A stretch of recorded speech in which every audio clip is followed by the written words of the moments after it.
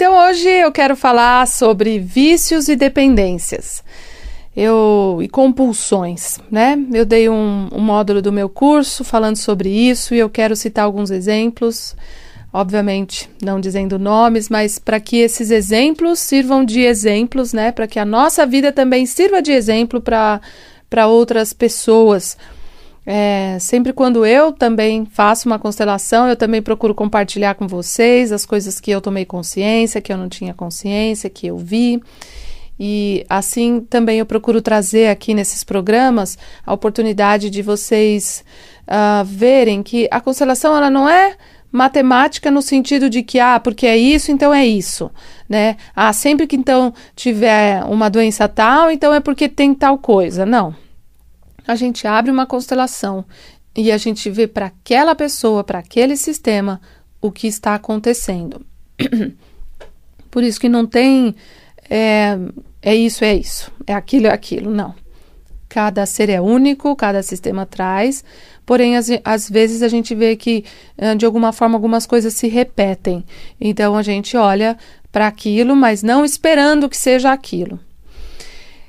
Então, se você tiver, a oportunidade de agora fechar os olhos um pouco e sentir as compulsões da sua vida, né? E eu digo compulsão, às vezes pode ser uma compulsão, um vício, uma dependência, ou por cigarro, ou por comida, ou por sexo, ou por compras. Eu gostaria que vocês sentissem na vida de vocês o que desequilibra, o que faz com que você fale, meu Deus, eu não consigo parar de fazer determinada coisa, ou eu tenho muita dificuldade, né, de deixar de comer determinada coisa que me faz mal. Ou eu tenho algo que eu preciso parar e eu não consigo, né? Pode ser até um padrão repetitivo, né, de ter um medo, por exemplo. Eu tenho medo disso, tenho medo daquilo, né? Também não deixa de ser uma forma de compulsão, né? Então, se deixe sentir que compulsões ou que compulsão você tem. Se der, né, para vocês ficarem de olhos fechados e sentindo essa compulsão, esse vício, essa dependência, essa dificuldade.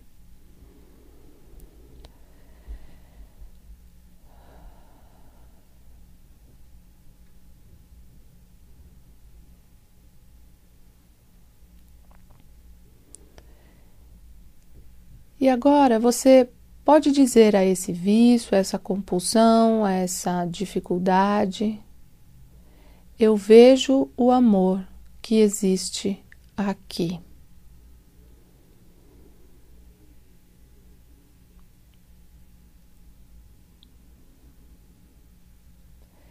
Eu vejo o amor que existe aqui.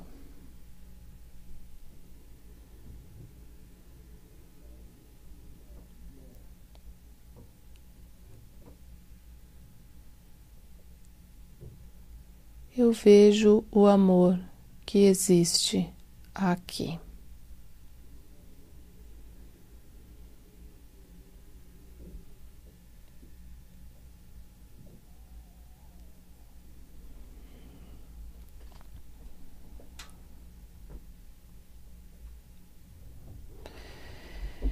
Então, veja como você se sente depois de falar, de ouvir essas frases e de ver o amor que existe aí, nesse vício, nessa compulsão. Veja se isso te acalma. O que acontece com o seu corpo. Veja como você se sente agora, depois de ouvir isso.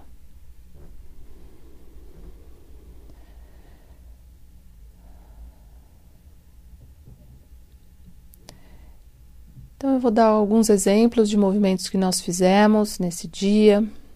Então, eu vou dar o exemplo de uma pessoa que, por exemplo, fuma e ela quis olhar para esse vício de cigarro. Então, a gente pôs uma pessoa para ser ela, uma pessoa para ser o vício do cigarro. E daí me veio algo para perguntar para ela. Quem você admirava tanto que fumava? E isso, gente, eu tô falando porque foi o caso dela, né? E ela falou assim, quando os meus pais se separaram, a minha mãe começou a fumar. E, enfim, depois a mãe dela teve outros problemas, né? E começou a desenvolver alguns outros problemas. Mas nesse exato momento que ela falou isso, a representante que estava no lugar dela se deitou no chão. O que isso significa, gente? Nesse caso, fumar ligava ela àqueles bons momentos em relação à mãe. Ou aquele momento de dificuldade, né, que a mãe teve nesse momento da separação. Ou eu também, em relação ao cigarro, me conecto a essa dor que você tem. Ou, infelizmente, muitas pessoas fazem esse movimento pela mãe, pelo pai. São movimentos inconscientes. Eu por você. Eu morro por você. Os filhos, nós filhos, fazemos esses movimentos em relação aos pais quando nós não temos consciência, né? Nós temos um amor tão grande pelos nossos pais, pela vida que eles nos deram, e ninguém gosta de ver os pais sofrerem. Então, o que a gente faz? Se eu vejo meu pai ou a minha mãe sofrer, na minha imagem inconsciente, aí eu posso ajudar e salvar os meus pais. Então, eu faço esse movimento por amor. Só que é um amor cego. Por isso que eu tenho dito aqui, um amor cego, um amor sem ordem, não é um amor que vai gerar boas coisas, né? Vai gerar uma desgraça, que vai gerar outra desgraça, que vai gerar outra desgraça. Então, muito bonito olhar para isso, e quando ela olha para isso, eu interrompi o momento, porque agora ela precisa fazer o trabalho dela, né? E isso vai gerar um movimento na alma dela com o que ela viu. Depois veio uma outra pessoa para constelar uma dificuldade que tinha uma dificuldade de compulsão sexual. E o que veio da história, né, que é muito bonito, por isso que eu estou dando um exemplo de como por trás de um vício, por trás de uma compulsão ou de uma dependência, existe amor. Então, essa pessoa com compulsão sexual, eu perguntei algo que você não pôde esperar, você já teve um grande amor na vida, e essa pessoa falou, olha, eu, quando tinha 15 anos, eu conheci uma menina, comecei a sair com ela, e daí eu tinha um casamento para ir, e eu fiquei em dúvida em levar ou não essa menina para minha família, e essa menina era vista na cidade como uma menina que saía com vários meninos, né? E aquela que saía com todo mundo. E eu levei ela no casamento. Em um determinado momento, meu pai me chamou e falou, com essa menina não. Ou seja, né? Essa menina não, aqui. Ou com essa menina não. Então, obviamente ele não ficou com essa menina. E quando ele procurava opções sexuais, quem ele procurava nesse tempo todo, durante todo esse tempo? Porque ele não estava interessado nisso, ele gostava da menina, né? De uma forma pura, porque menino com 15 anos geralmente não namora, né? Mas ele queria namorar com ela, ele via nela, né, um amor. Mas, como foi confundido isso com aquilo, quando ele saía, como ela era vamos dizer assim, a prostituta do local, como ele poderia resolver isso? Então, de forma secreta, ele também saía com essas mulheres em homenagem a ela, como se fosse uma forma de voltar para ela, de poder se ligar a ela, de poder terminar esse processo. Então, gente, existem tantas coisas que estão por trás de uma compulsão por comida, uma compulsão por remédio, quando a gente vê, às vezes, um filho que a mãe, como nós vimos também numa constelação, uma mãe, né, que só mora ela e o filho tem problemas e ela